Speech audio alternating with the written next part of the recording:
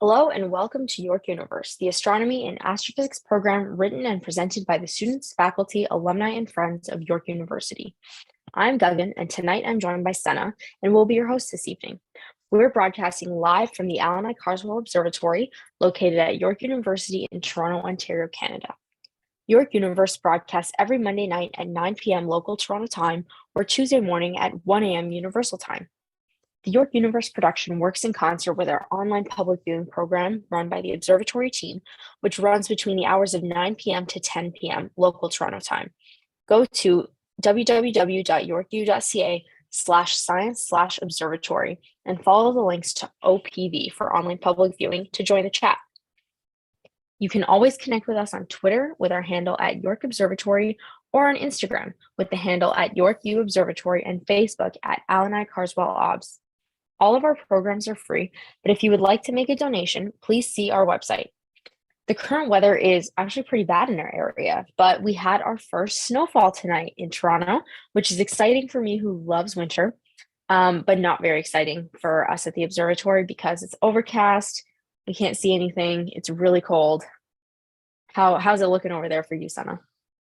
It's still pretty cold. We got a little bit of snow in Aurora like a couple days ago, but it was like a little dusting of snow, so it wasn't very much. Um, but yeah, I'm loving the winter and I love the snow, but when it comes to observing, the snow is not our friend. So No. um yeah, we're just kind of looking forward to now a whole winter of worrying about ice on the domes now. Oh, yeah, no, we went through a long time where we would just go up to the domes just to shake the ice off the dome before we opened it up for the telescope, because the last thing we would want is for ice from the domes to fall onto the exposed mirror of the 1 meter telescope. That would actually be pretty horrendous. hmm I remember But once, I think it was like it was before we got the new domes. I remember we went upstairs to shake ice off the dome and try and like get ice off of the shutter before observing. And I didn't bring my coat with me because I thought, it'll be 5 minutes and we'll be done. And then we ended up there for like 30 plus minutes trying to get ice off the dome. yeah, Um, it took a long time. It especially when the sun's not out, it mhm, doesn't melt as well. But yeah, yeah, it really freezes up there in big sheets. It's kind of annoying, but the perils of astronomy. yeah. Makes a really interesting noise coming down too. Oh yeah, like somebody's breaking into the domes from like the fourth story outdoor rooftop. Yeah, like it, Like, it it happened the other day when there was like I think a bit of like slush or something that was coming off the side of the dome, and it was the weirdest noise because none of us were expecting it, and yeah, got a little worried for a second, like is somebody up there trying to like poke around? Um, there wasn't, but how are the I new will. domes with the ice? They've been pretty good. It's not as worrying, I don't think, as with the old domes because new motors and everything, so it's not as worrying, but still have to take precautions. Yeah, I haven't been up there to see the new domes in action yet. I've only Yeah, the last time I was up there was with the old ones, so it's been a little bit.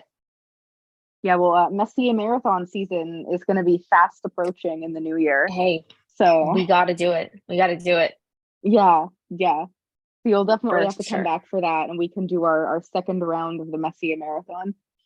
It might be even better this time because if we have the automatic dome tracking, it'll be much easier. Oh yeah, we can just write drag scripts in Voyager and have it just rotate the dome around for us. So that'll be pretty Beauty. fun. Yeah. We also have this, we have Malin Cam now. So it's like an RGB camera, and we don't have Okay. to take RGB shots with the CCD anymore. We can just use Malin Cam and get some nice pretty color pictures right off the bat. No, that's amazing. I Yeah. I think that's going to be way easier. The Oh yeah. haters are going to say it's not a real Messier marathon if you're not using a finder scope tube to see all the objects, but I don't care. It's our accomplishment. Yeah. And in Toronto, like it's pretty much impossible, I think, to do like a Messier marathon with just the finder scope because some of these things can get really faint. So Yeah. We're yeah, whoever's great idea it was to put like this huge observatory right in the big city. I guess back in the day, it was not, it was just empty fields around us. But Yeah. yeah, it sucks. Even the Dunlap and us, like we're really in like the thick of civilization. It's not a great place for light pollution. No. Easy to commute to, though. For sure, I yeah. will say It that. does Yeah. be. It's great, just right on the subway. Yeah. Yeah, so and undoubtedly in our area, it sucks, but the winter sky is definitely the better sky for observing. Oh, So much 100%. cooler stuff. Oh yeah. So And sunsets at like 4 p.m. So yeah, so we're good. You know what? yeah. We might even have more luck doing like a winter solstice observing situation than with a Messier marathon because the days start to get pretty long in Hmm. March. Yeah. Yeah. It's actually kind of surprised me a couple times because I'm still in this like summer mode where you only really get on sky and start observing around 9:30 or 10, and then I'm stuck there till like really late and getting a 2 hour bus ride home. But now it's, we go up at 4 p.m. and it's 9 o'clock and we're basically, we got all our data and we're ready to go home after that. So Yeah, you're done for it's the day. oh yeah, it's been really nice. So I'm really loving these like 4 o'clock sunsets. Yeah, I think we couldn't even get started with the Messier observing until after 7:30 or 8 in Hmm. March. And then we were out by 6 because it was already light out. Hmm. But hey, we could probably, if we wanted to marathon observe something, December might even be the better choice. Oh yeah. Yeah. We'll Yeah, do as much observing over the holiday breaks as possible. for sure. I will definitely put some days in my calendar. Hmm. Okay, so do you want to start us off with this week in astronomy and history? Sure. So this event is a little bit unique, which was the anniversary of the only recorded incident where a human has been hit with a meteorite. So imagine you're just kind of at home taking a nap, just sort of relaxing, and then all of a sudden a meteorite comes slamming through the ceiling and hits you. So that must be pretty shocking. And that is exactly what happened to a woman, Anne Elizabeth Hodges, in 1954 on November 30th. She was just sort of at home enjoying herself. All of a sudden, this meteorite slams through her ceiling, hits something beside her, and then sort of bounces onto her, hit her abdomen. She was okay. She had a really big bruise on her abdomen from this massive meteorite, but was otherwise okay. Definitely a bit of a very weird event because meteorite strikes like this are not very common. It's very common for things like meteorites to actually, fall to the earth. But a lot of the time, if you're just looking at the surface area of the earth, there's a lot of oceans and a lot of water in the earth. So a lot of the time, all of these meteorites just sort of fall to the ocean or in unpopulated areas. And even when they do actually, hit the ground in populated areas where it's noticeable, it's incredibly rare that they hit a human being, which is why this event is so crazy because it actually did hit somebody. The event that, or the meteorite that actually caused this, or that actually impacted Anne Elizabeth Hodges, was a really massive meteorite. When it entered the Earth's atmosphere, it made like this really bright streak through the sky. Tons of people saw it all the way through Alabama, Georgia, and Mississippi. There were even some people who started calling, emergency services, like, I think a plane is about to crash somewhere because there's this big streak of light that's just kind of randomly flying through the sky. So there were a lot of people who thought that it was actually a plane crash and not a meteorite that's just sort of barreling through the atmosphere really quickly. But back at Anne Elizabeth Hodges' house, this impact happened around 2:46 p.m. She was at home with her mom. When the impact itself happened, they were really confused initially and thought something had happened, like their chimney had collapsed, because apparently their house was just sort of like filled with a bunch of random dust and stuff. So they were very confused, had no idea what happened.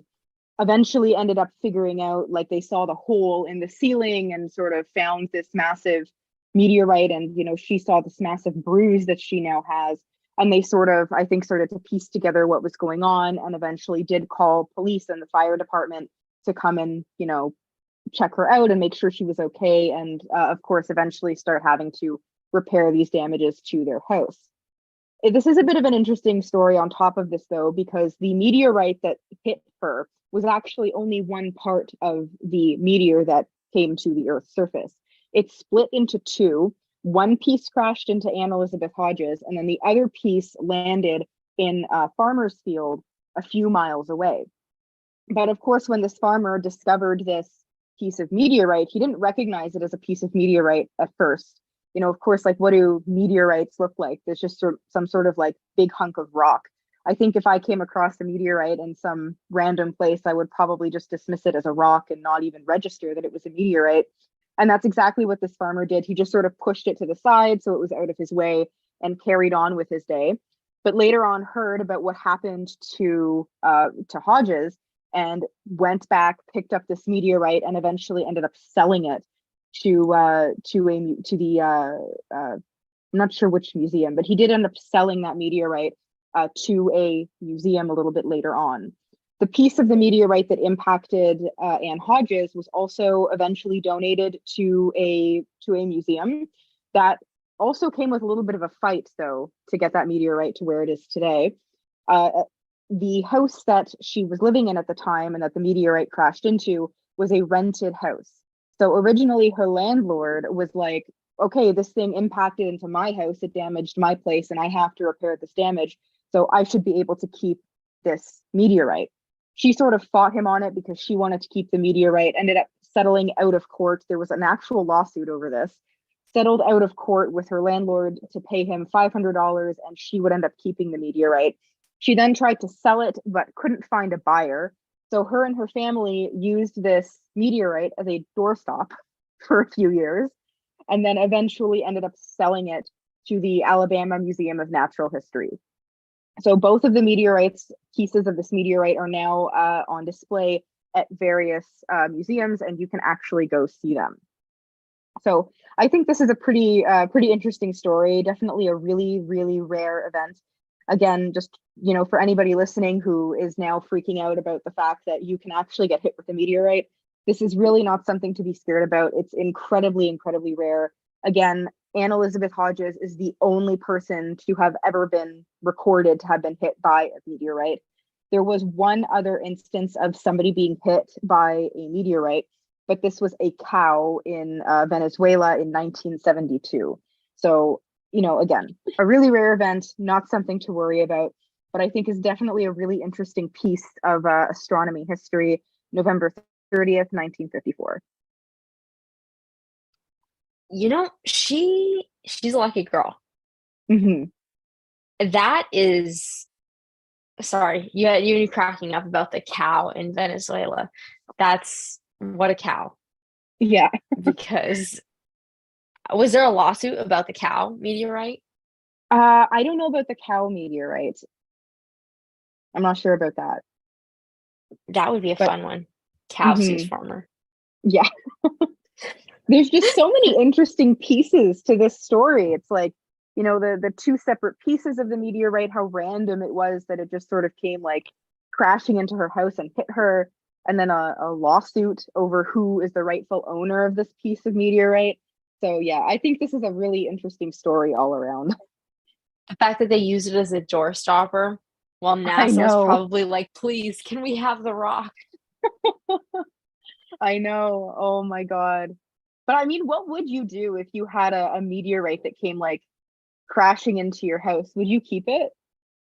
Okay, I would definitely want to keep it, but in this economy, I think I would have no choice. Inflation hasn't hit the meteorites yet. I'm kidding. Doesn't Paul have one? Yeah, the observatory does have one. Okay, I haven't seen it in years, but I do remember playing with a meteorite. There was a little magnet that came along with it, so you could show people that meteorites are actually slightly magnetic. Nice. Mm-hmm.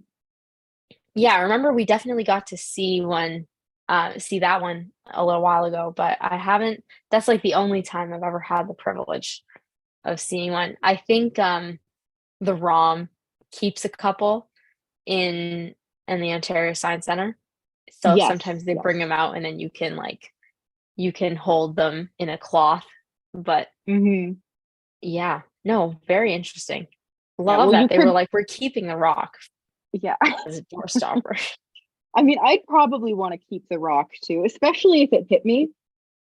Like, no, I want to keep this. Oh, yeah. But I would probably put it in like a glass box or something. I don't know if I Yeah, would leave it like on my floor. yeah. A doorstop seems a little much, I think. Honestly, good for them. Just like out of spite, they went through that whole lawsuit to keep it, and they were like, and now it's on our floor. Take that. Yep, yep, So funny. yeah. Yeah, well, you have another end of November this week in history for us, right? Yeah, I do. So, to all of our listeners, if you were a kid growing up in Canada, or honestly, a lot of places, if you were taking science as a middle schooler within the last 30 years, Bill Nye is definitely a name you remember. So you know that if your science teacher rolled in one of those huge box televisions on those really tall carts, it was going to be the best day. You were about to learn something brand new from none other than Bill Nye the Science Guy. So Bill Nye, who we all know and love, he began his career in science attending Cornell for mechanical engineering. And he later got a job at Boeing as a mechanical engineer. But after a little while, he ended up leaving it to pursue what was a pretty booming career in comedy. So he was doing stand-up comedy in Seattle and Washington. So he was doing pretty well for himself, but science was always a core love of his. So he continued to do sketch comedy for a few stations in the Washington area.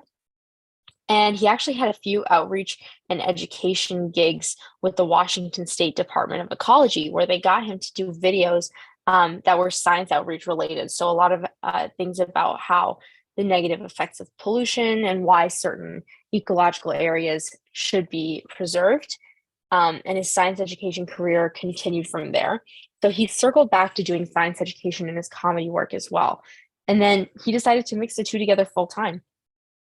So he eventually ended up pitching Bill Nye the Science Guy, a TV show geared towards, uh, middle school age kids. Um, and they have some episodes that are geared toward younger kids, some episodes that are deal with some more complex science ideas. He pitched the show to Disney, and Disney, as well as many other channels, loved the idea. And he had his own show with ran for 6 years. And so Bill Nye the Science Guy ended up being like a phenomenon. Um, Through the Children's Televising Act, it actually ended up being the first TV show that was broadcast on both like not basic cable as well as like paid TV channels. So it was broadcast on regular TV channels as well as TV channels that were for profit. Um, and it ended up being one of the most watched science shows of all time, and it still is.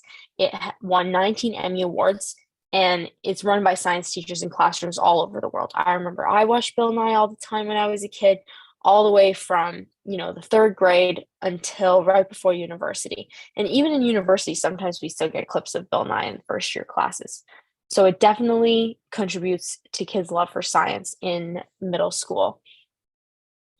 And since then, so Bill Nye the Science Guy ran from 1993 to 1998. And since the show ended, he had several other shows that focus on more in-depth science topics than Bill Nye the Science Guy did. So he continues to be an advocate for science education, and he also guest stars in many educational shows and science events.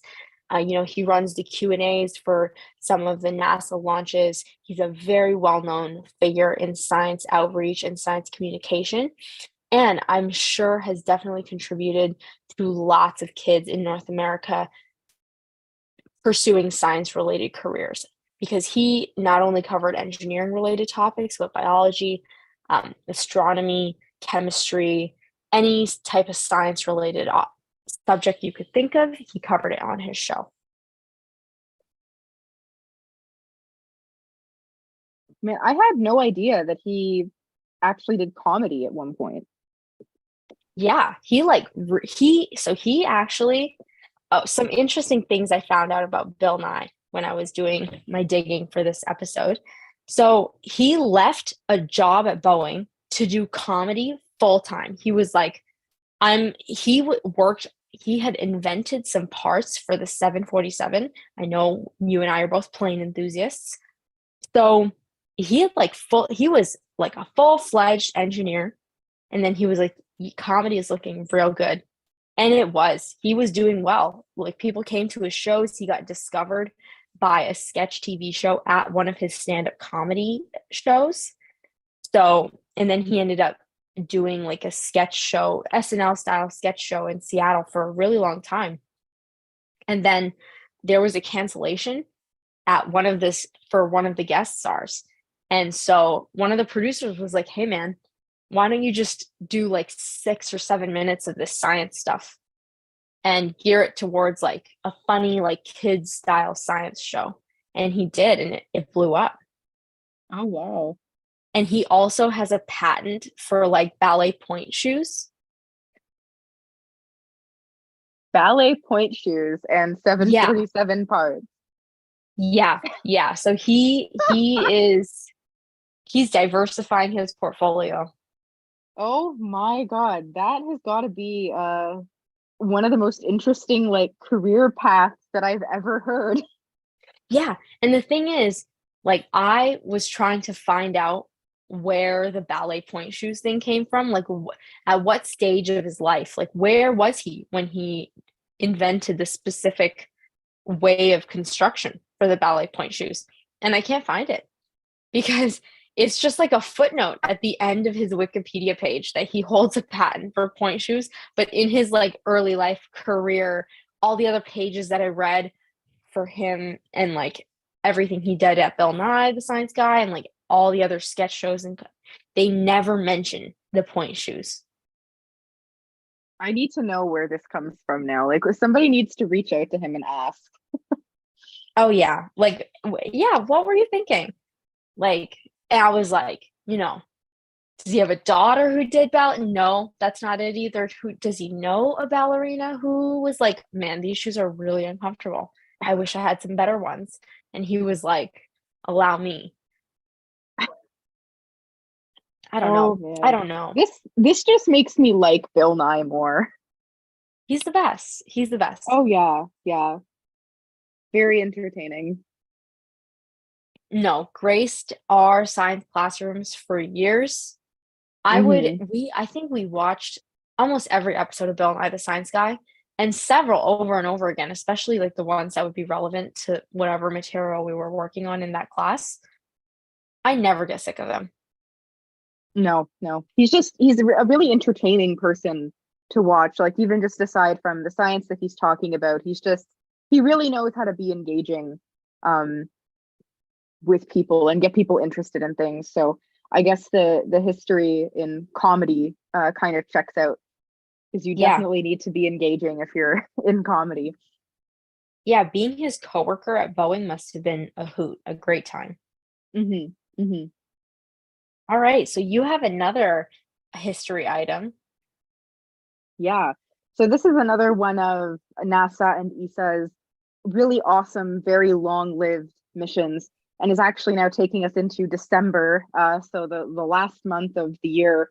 I think it's kind of crazy that we're almost in December and we're talking about December this week in history items, but I'll stop talking about that and just focus on the actual history item itself. So December 2nd, 1995, which is the anniversary of the launch of NASA and ESA's Solar and Heliospheric Observatory, or SOHO. So this is one of these probes that is just, its entire purpose in life is just to monitor and study the sun. NASA has a couple other ones, including the Solar Dynamics Observatory that's much more recent, but SOHO has been at this for a very long time. Again, like launched in 1995. It's been operating for over 25 years and is still even operating today, making it the longest running space-based solar observatory in history. It will continue to do that until likely 2025, which it has a mission extension until then. possibly could extend even further beyond that. I'm not sure if that's going to be possible or not, but will definitely have been a very, very long-lived solar probe, regardless of if it does operate to 2025 or beyond. Now, the main goal of SOHO, as with many of these probes that monitor the sun, is pretty much to just study the sun's atmosphere, its internal structure, and also very importantly to observe things like solar winds or other phenomenon towards the surface of the sun and that drive space weather. SOHO has led to a whole lot of really interesting discoveries, both what it was intended to monitor and extended kind of beyond that. One of the most important things that it's been doing is it's given astronomers long-term data on monitoring the solar cycle. So the sun has these solar cycles that last 11 years where the activity on the sun, so things like sunspots, coronal mass ejections, or solar wind varies. So it has like a peak time, which we are currently approaching a solar maximum, the peak activity on the sun, and also has a minimum activity as well. What the cause of this solar cycle is a little bit of a mystery. It does have to do with the sun's magnetic field.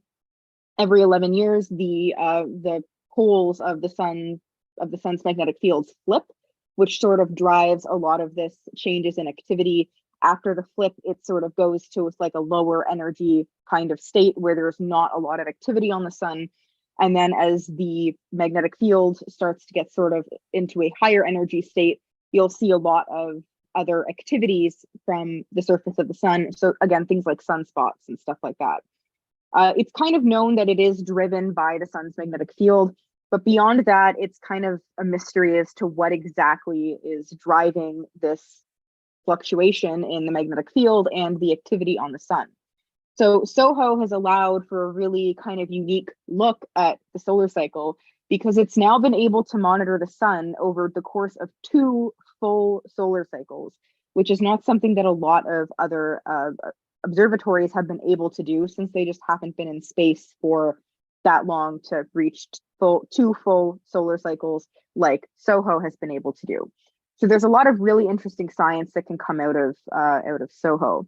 Another really important thing that it's been working on and it's been helping to study has to do with space weather. So things like solar activity and sunspots and coronal mass ejections are really interesting activities scientifically in their own right, but they can also pose a bit of a threat to the Earth. So eventually when the sun is ejecting these high energy particles and like light and all of this towards the Earth, they do actually impact the Earth and they can interact with the Earth's atmosphere and with the Earth's magnetic fields. This is very commonly seen as things like aurorae that is caused by charged particles getting trapped by the Earth's magnetic field and interacting with the atmosphere, creating these really beautiful light shows for anybody who's around to watch them. And while that's definitely a really fun thing to be able to see, these can also be kind of dangerous if the things that's hitting us is really, really extreme. So things like really massive coronal mass ejections, where there's just a ton of charged particles that are impacting the Earth, can do some pretty nasty things to, stuff like our power grids on the Earth. I know we have also covered events like the Carrington event on some past York Universe episodes, but if you're curious, just look up the Carrington event. That can give you a really good example of the chaos that the sun is capable of causing on the Earth, just with these charged particles interacting with our power grids and things. So it could cause a lot of damage to the Earth, basically. And what SOHO is able to do is it's able to monitor these events and can give up to 3 days warning that an event like this is going to happen. A potentially catastrophic, coronal mass ejection might impact the Earth. So it can just kind of help us, give some warning and give us enough time to kind of take action to prevent any damage being caused to the Earth or to other electrical systems and things like that. So it's a pretty important observatory, has done a ton of great science in terms of solar astrophysics and everything. Another interesting thing that SOHO and a lot of other solar observatories have been able to do is actually observe comets. So SOHO is a really, really good comet observer and has actually observed around half of all known comets in our solar system, because one of SOHO's instruments basically makes its own solar eclipses. It blocks out the bright disk of the sun so that it can observe the corona, that the faint stuff that surrounds the disk of the sun. And when it does that, it can see these really faint comets that are being illuminated by the sun as they start to get very close to it.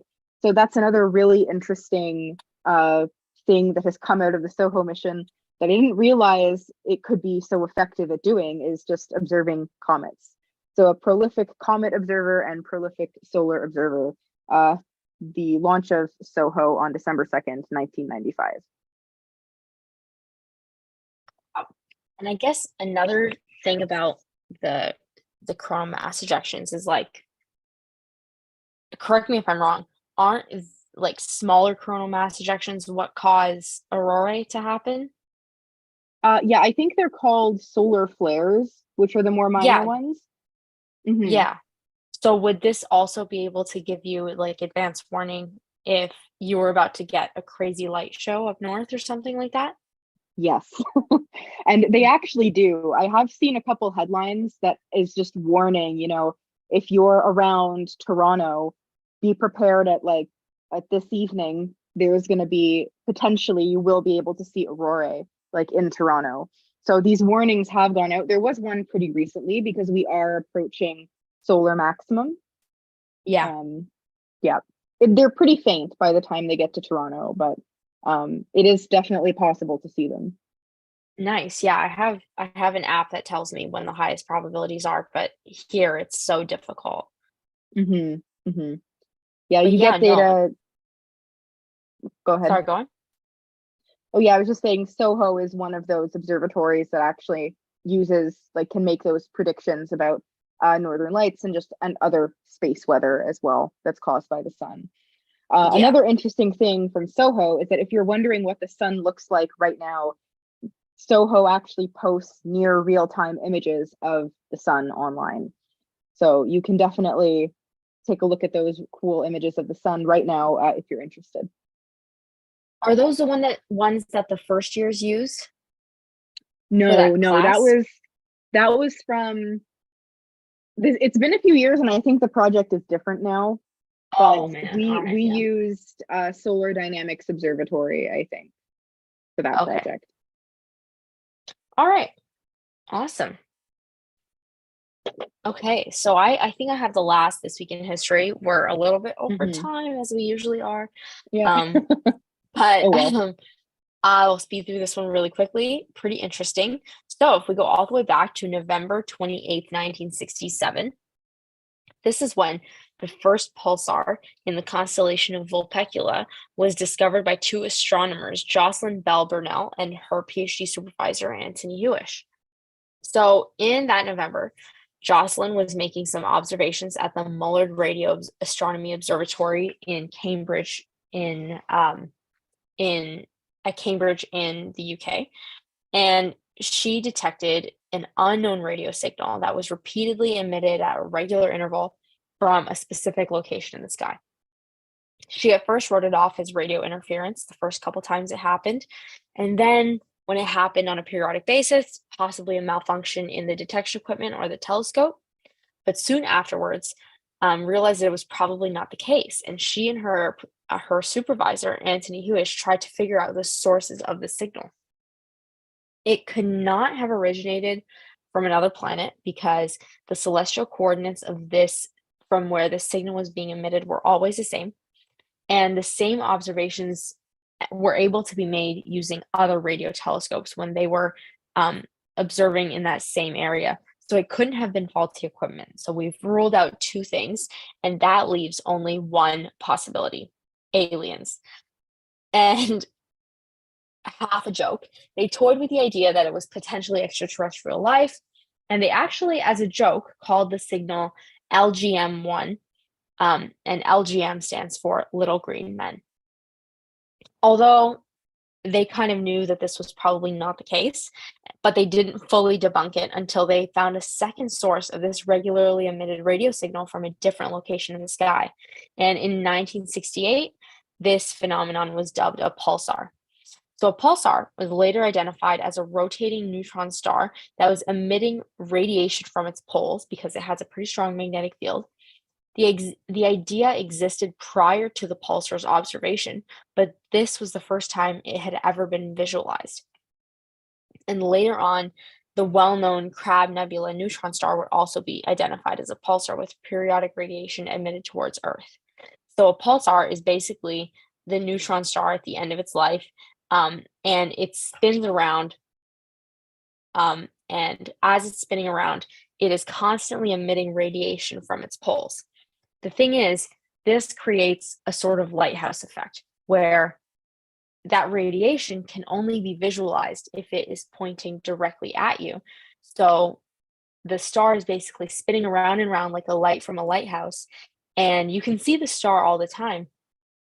But every time it turns around, after a certain bit of time, that radiation points directly at you, us on Earth, and then it can be detected. And it's detected as a spike in radiation from that specific location. So when they first looked at it, they didn't know what it was. And then afterwards, when they continued observing pulsars, they found many other pulsars in many other constellations and areas of the sky. And they realized it was just that type of neutron star exhibiting that lighthouse effect of radiation. So it's basically like what they were seeing was the lighthouse light turning around in a circle and then pointing back directly at them. So every few seconds they would see it. And different pulsars have different periods of this emission. So some of them, it's a really long time. Some of them, it's a really short time. So all these can be calculated, and the Crab Nebula neutron star actually was identified when its period of radiation, the periodic radiation emission, was identified. Yeah, this is honestly such an interesting discovery because pulsars are a big thing in astronomy right now. So it's a little bit crazy that the first one was only actually identified in 1967. That's not that long ago. Yeah. Also, correct me if I'm wrong. Hold on, I'm gonna just confirm this right now. But I wanna say I first learned what a pulsar was from Bill Nye. There is a high probability that that's the case. I'm gonna have to Yeah. double check and see if there's a specific that I can pin down, but I'm pretty sure it was Bill Nye. Kudos to Yeah. that guy, man. Oh yeah. Oh yeah. Pulsars are just they're really cool. So Um, cool. mhm. They're just And then such really extreme systems that it's really insane to think about how fast some of these things are rotating. Like these millisecond pulsars rotating like multiple times in a second. It's really there's some of the most extreme things in the universe. yeah, and that's a massive object to be doing a full rotation every fraction of a second. It's crazy. And the other thing is, if you observe a pulsar through an X-ray telescope, the image that you can create afterwards is incredible. So the Crab Nebula, which I mentioned, has the pretty big pulsar at the center of it. If for all our listeners, if you want to go look up Crab Nebula X-ray, the X-ray image of the Crab Nebula, you can still clearly see the plumes of radiation from each end of the neutron star. Yeah, the Crab Nebula is an awesome object too. There's this For one sure. picture that uses, I think it's like 2 or 3 different space telescope observations to make this really cool image of the Crab Nebula, from X-ray to like optical to some infrared light. And yeah, you can really see in the X-ray, it just glows. Really Yeah, amazing. you can see the way that the neutron star is spinning too, because the jets of radiation and gas around the star actually have like kind of a spiral pattern the way a galaxy would have, but on a much smaller scale. It's so cool. So if you can, I think it's the National Radio Astronomical Observatory. Yeah, National Radio Astronomy Observatory. They have that the compiled image of all the different light forms. Do check it out. It's incredible. Yeah. Okay. So I guess that marks our sort of midway point. We're over halftime here, but for us, it's our kind of midway point. For those of you who are just tuning in, you're listening to York Universe, broadcasting live from the Allan I. Carswell Observatory at York University in Toronto, Ontario, Canada. Visit our website, yorku.ca/science/observatory to chat with us, or if you have any questions. We are also available on social media, for example, on Twitter at YorkU Observatory. Tonight, you've been listening to Gagan and Sana, and we're currently discussing this week in astronomy history. We were just going to move on to some news items in astronomy, so some interesting things that have been happening this week. But before we do that, we have a couple of reminders for everyone. First off is that we are hosting our weekly observatory tour this week from 5:30 to 7:30 p.m. So if you'd like to come to the observatory, check out some of our telescopes, and possibly observe if the weather cooperates, please come by between 5:30 and 7:30 p.m. As always, admission to our events are free, but we do ask that you get tickets ahead of time so that we know how many people are coming when. The observatory is not infinitely big, unfortunately, so we can only fit a few people in there at a time. So please visit our website or any of our social media pages, and you can get links to Zephy to get free tickets to the event. Gagan, you also have a reminder for us? Yeah.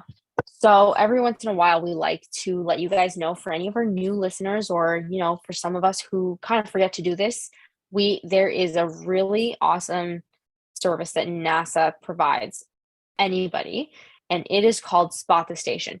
So the International Space Station, which actually celebrated its 25th anniversary last week, is going around and around the Earth all the time. And every once in a while, you'll have periods of time where you can see the ISS from Earth. And what the ISS looks like is like a really bright star that is constant in its light, and it travels pretty fast across the sky, like almost as fast as a plane, except it's like a star-like dot that's just a bit bigger than Jupiter. So it's a pretty big, bright spot in the sky. And if you go onto spotthestation.nasa.gov, you can put in your approximate location, so a city that's near you, and it'll tell you all the dates and exact times and locations that you can see the International Space Station in the sky. It'll tell you where it will appear in the sky, where it'll disappear in the sky, its maximum height, and how long it will be in the sky for. So we actually this weekend have a really awesome few ISS sightings that are coming up. So there was a pretty decent one yesterday that we missed, and I unfortunately didn't get the chance to see it. But this Friday, in the Toronto area I'm talking about, so you can check what it is in your area. There is a pretty good sighting for 3 minutes with the max height being 65 degrees. So that will be a pretty good sighting.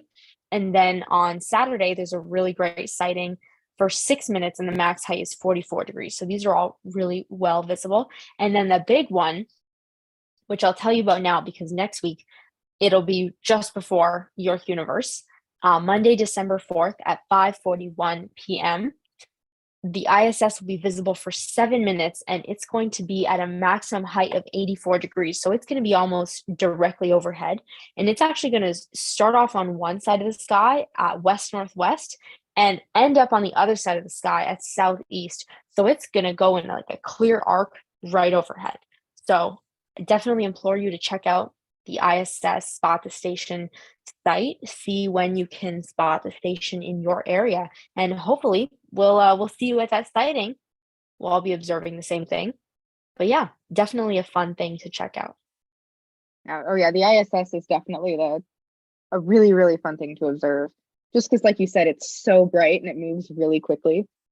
Yeah, you can't miss it. It at first you might be like, that's a star, but then it starts moving really quick.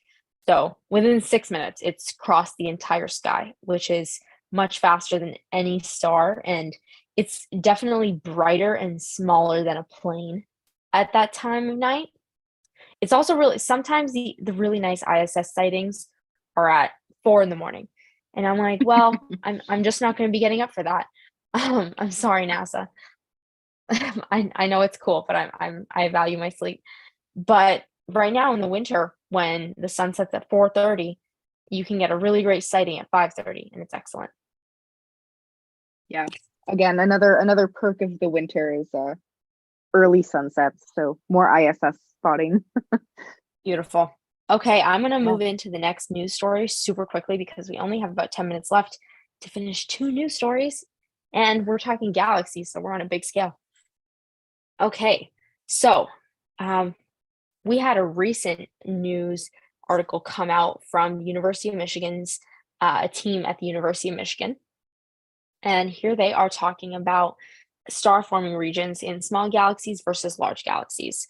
So, a common misconception is that the biggest galaxies make the most stars or they make those stars the fastest. But this is actually not the case. Baby dwarf galaxies, which are relatively young as opposed to the massive old galaxies that have lots and lots of stars, actually have larger star forming regions and faster rates of star formation. And a team at the University of Michigan has been on a quest to find out why this is the case. So, in a recent pub in the Astrophysical Journal, they share their findings that show that in smaller dwarf galaxies, the massive stars, which are about 20 to 200 times the size of our sun, instead of exploding as supernovae, they actually collapse into black holes. In large galaxies, supernovae are massive explosions of a star's matter, and they occur at the end of the star's lifespan. When that explosion occurs, it heats up all the gas in the area to millions of degrees Kelvin, and this causes an extremely rapid expansion of the gas when it's heated in the vicinity of the dead star. And so this creates what astronomers call super winds that blow the gas and dust of the star outward. They also end up planting a lot of the heavier metals that occur that are formed due to fusion in the star's cores. They kind of like leave these metals as debris in the star forming regions. And this really isn't conducive to good star formation. So for star formation, you need a lot of errant gas and dust just hanging around in the empty space of a galaxy. What we don't want is a lot of wind moving this gas and dust out to the corners of the galaxies, and we definitely don't want the metals hanging out. So these super winds, they blast all that matter that's needed for star formation out of the galaxy. And because of this, the large galaxies, there's not a lot of that gas and dust left, and the star nurseries are polluted and they just don't end up making any more stars. So all of this in those large galaxies, a lot of the gas and dust that was used for star formation is used up. And by the time some of those big stars get really old and approach the ends of their lives, whatever gas and dust is left that could have been made into new stars is actually blown out of the way. However, in dwarf galaxies, these huge explosions aren't happening.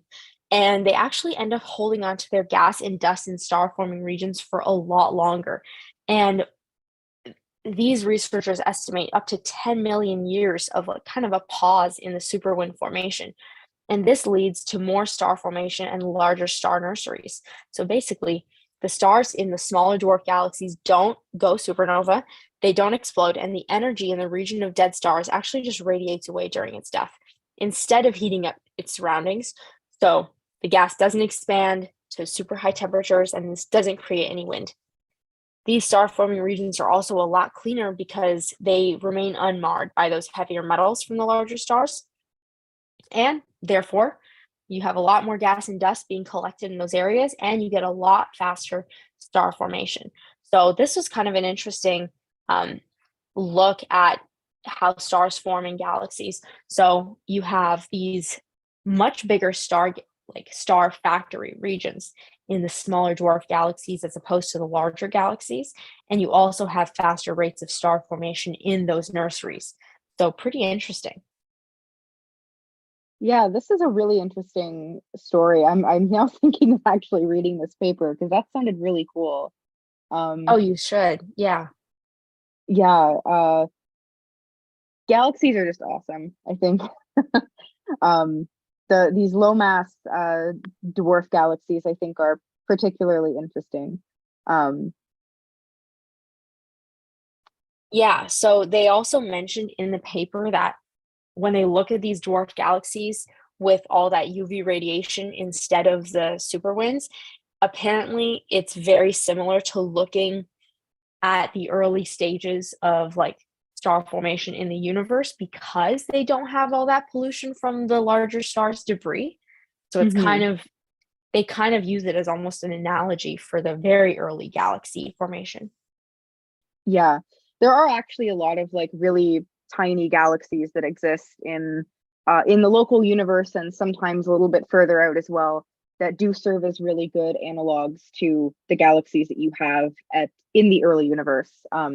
They're in a lot of ways a lot more convenient to study than the very faint galaxies in the early universe. So things like this are sort of like the perfect opportunity to actually be able to learn about these like first generation of galaxies in our universe, or maybe second generation actually, without actually having to observe them. Yeah, and So, this galaxy that they looked at in this paper, the dwarf galaxy, was only about 10 million light years away. So super oh close, wow. much easier. They were using Hubble observations. So they actually are going to be looking into using JWST observations in the future. But yeah, Mhm. pretty local. Oh yeah, yeah, definitely point JWST at this thing Yeah, and see what for sure. happens. Yeah. Really Okay, interesting. and we're sticking on topic for galaxies with you, right? Yeah, yeah. So this is JWST instead of Hubble, but it's a really cool discovery of what they've been calling the cosmic vine. So this is a collection of at least 20 galaxies that are sort of gravitationally bound to each other in this sort of chain in the early universe. Astronomers tend to measure things in terms of redshift when you're dealing with very distant galaxies. It just makes more sense to report a measured redshift for a galaxy instead of just a distance. So this chain of galaxies is found in the decently early universe, something called a redshift of 3.44. So this puts it around 11.8 billion years into the past. In other words, the universe was only around 2 billion years old at the time that this cosmic vine has existing is existing. And the reason why this is so interesting is because this is part of the large scale structure of our universe. Galaxies in our universe tend to exist together in groups just because that's how gravity works. Gravity over time will attract large structures, so things like galaxies, towards each other. And you get this sort of like sponge like structure or Swiss cheese like structure in the universe where you have these pockets that are virtually empty. They're called voids, where there's very, very low densities of galaxies and other things like stars or gas that exist in between galaxies. And then you have other regions like this cosmic vine, which are actually, densely populated.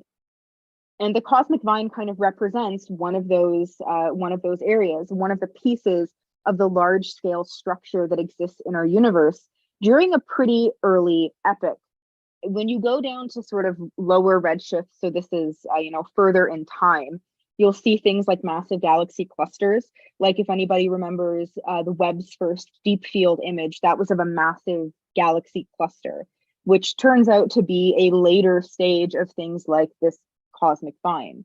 So these like little overdensities or these little things like the cosmic vine that exist in the early universe, a lot of them do end up evolving and growing in mass significantly over time, and then turning into these really rich and massive galaxy clusters that we observe a little bit later. So this cosmic vine is really cool, not only because it's giving us a look at some of this first large scale structure to exist in our universe, but also because it's kind of showing us what the early stages of massive galaxy clusters that exist later in our universe would be looking like. So it's a really interesting piece of discovery to look at things like structure formation and how galaxies form and evolve and interact with each other in environments where there's lots of other galaxies around. Another interesting thing that came out of this has to do with studying quenching. So this is how galaxies shut off star formation and go from star forming to dead, as you might be able to put it. There's a whole bunch of different ways that galaxies can quench. They have some silly names like cannibalism, strangulation, and even ram pressure stripping. These are all different ways that galaxies basically just exhaust the cold gas reservoirs that they have to be able to form stars, and end up not being able to form stars anymore because they don't have any of this cold gas left kicking around to do that. So a lot of galaxies in these epochs when the universe was around, again, 2 billion years old at the when this was discovered, a lot of these galaxies tend to be star forming. Galaxies tend to get more star forming the further back in time you go, just because there was a ton of cold gas around at that time for these galaxies to start using up and building up to form stars. But interestingly, a lot of the galaxies in this cosmic vine are quenched, so they're no longer forming stars anymore. This is particularly true for the two most massive galaxies that are found in the cosmic vine, which are likely going to turn into the brightest cluster galaxies a little bit later on in time, once this cosmic vine has had a chance to sort of grow and evolve into a massive galaxy cluster. These are both dead galaxies. They're not forming stars anymore, which is definitely very odd for galaxies existing in that epoch. So what it kind of does is it tells us that galaxies that exist in these really early epochs likely have some sort of contribution from things happening within the galaxy themselves. So these are things like, Gagan, you were just mentioning, you know, these massive stars, or stars when they go supernova, they can sort of blow gas away. Those are examples of how galaxies can shut off star formation themselves.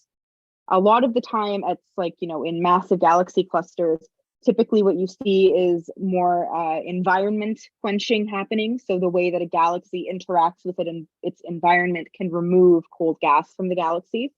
But what these discoveries are likely telling us is that there's a lot of environmental quenching mechanisms that are likely not at play in the earlier universe like this, just because these galaxy clusters and the cosmic vine itself has not gotten to a point where there's enough galaxies around for that to be effective.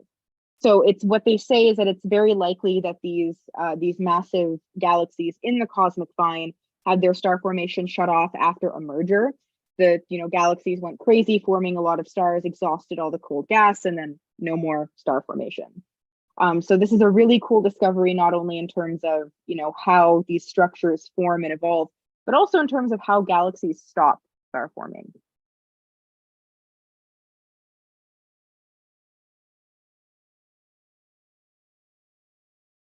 I love the quenching names that they give. I know Yeah. we talk about this every time we mention quenching, but I just have to say it.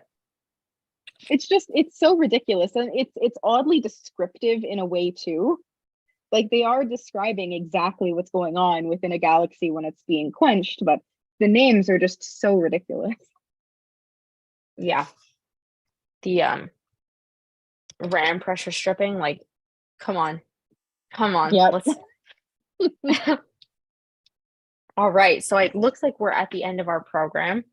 Everyone, you've been listening to York University Astronomy and Astrophysics program, written and presented by the students, faculty, alumni, and friends of York University. The hosts this evening have been myself, Gagan, as well as Sana. You can always connect with us on Twitter with the handle at York Universe, Instagram with the handle at York U Observatory, and on Facebook at Allan Carswell Obs. And check out our website for show notes, content, updates, and contact info at yorku.ca/science/observatory. Thank you for tuning into York Universe. Clear skies and have a good night. Have a good night.